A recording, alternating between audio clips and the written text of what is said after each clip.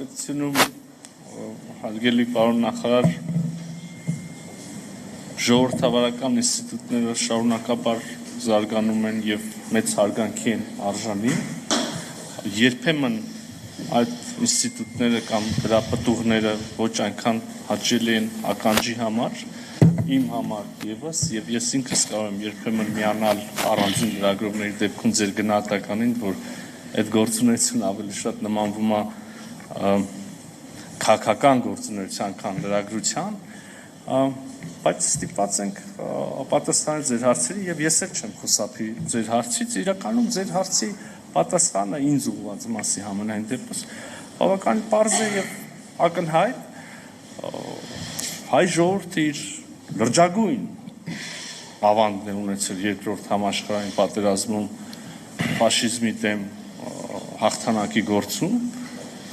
300,000 զոհ ենք տվել մենք վերջին պատերազմում հիշենք մեր զոհերի թիվը եւ մի պահ փորձենք պատկերացնել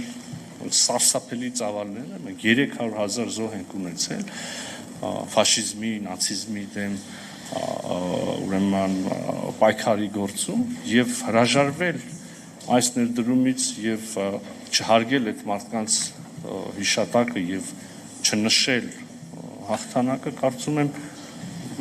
բոլորովին տեղի չի եւ եթե այդպիսի բան լիներ դա զուտ քաղաքական կոնյունկտուրայի ինչ որ դրսևորում կլիներ որը այդքան էլ ճիշտ մոտեցում չի կարծում եմ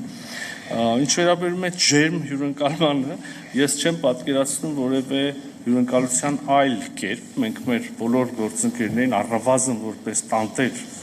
պարտավորենք ջերմ հյուրընկալել հատկապես եւ խոսքը նաեւ մեր երկարամյա եւ դաշնակցային հարաբերություններով գործընկերությամբ կապված գործընկերների մասին ես չեմ ուզում կրկին շղթել խնդիրների արկայությունը մենք արդեն այսօր միայն այս ձևաչափում բավական երկար կենտրոնացանք խնդիրների վրա դրանք ոչ Հայաստանն է ժխտում ոչ Ռուսաստանն է ժխտում տեսակ որ կան հարցեր որ մենք ուրիշ կերպ ենք ընկալում Ռուսաստանի Դաշնությունը ուրիշ կերպ է ընկալում բայց այստեղ եթե ուզում եք ավելի անկեղծ շարունակենք այս խոսակցությունը մենք բոլորս միասին ունենք երկու ընտրություն տեսականորեն, հա? Այսինքն հիմնվել տարբերությունների վրա եւ հարաբերությունների հետագա ընթացքը ուղղել ավելի բացասական կամ հակառակը հիմնվել ընդհանուր շահերի վրա, ընդհանուր հետաքրությունների վրա իհարկե փոխադարձ հարգանքի ապահովմամբ միմյանց ինքնիշխանության, ինքնիշխան որոշումների հարգանքի ապահովմամբ ուղղել հարաբերությունները դրականուն։ Մենք կարող ենք անվերջ կենտրոնանալ այդ անցյալի վրա։ Քիչ առաջ էլ մենք որոշակի դրվագով էլի խոսեցինք անցյալի իրադարձություններից, անցյալի դիրքորոշումներից, բայց իմ համոզմունքը եւ ես կարող եմ ասել Հայաստանի Հանրապետության դիրքորոշումը այն է, որ մեզ Ռուսաստանի Դաշնության հետ կապում են ամուր գործընկերային կապեր, մենք ունենք աճող տնտեսական հարաբերություններ, մենք ունենք ամուր մշակութային կապեր եւ պետք է կարողանանք զարգացնել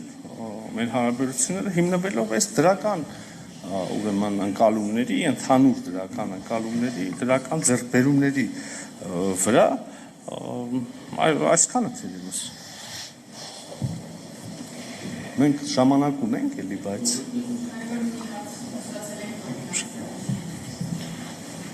Он обычно короткие вопросы задает.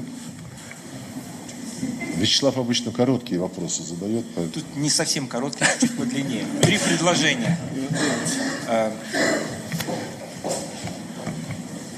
Давай. Вопрос к господину Мирзояну. Официальный Ереван, как минимум Медин, заявляет, держит курс на экономическую интеграцию с Европейским Союзом. При этом Европейский Союз достаточно враждебно относится по отношению к России, но товарооборот у Армении ведь именно львиная доля товарооборота с Россией и ЕС.